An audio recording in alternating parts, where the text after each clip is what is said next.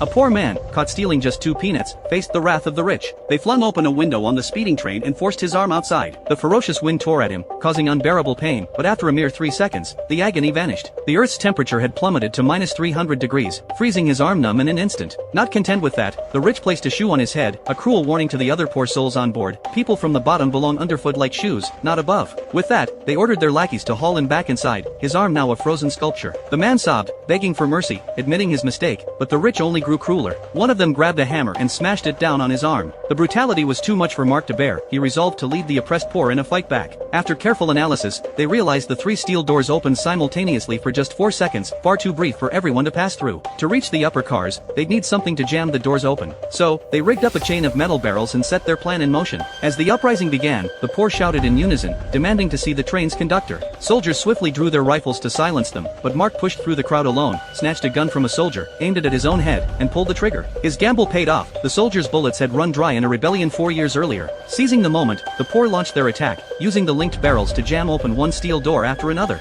Outnumbered, the soldiers quickly crumbled, and the group made it to the train's middle level. For the first time, they saw windows on the train. But when they opened one, the sight outside left them speechless. The Earth was a frozen wasteland, and they, aboard this train, were humanity's last survivors. Moving forward, they entered the food production car. Faced with endless stacks of protein blocks, the poor rushed forward, grabbing frantically. Mark climbed to the upper platform, curious to see how the food they'd eaten their whole lives was made. But what he saw hit him like a punch to the gut, nearly making him retch.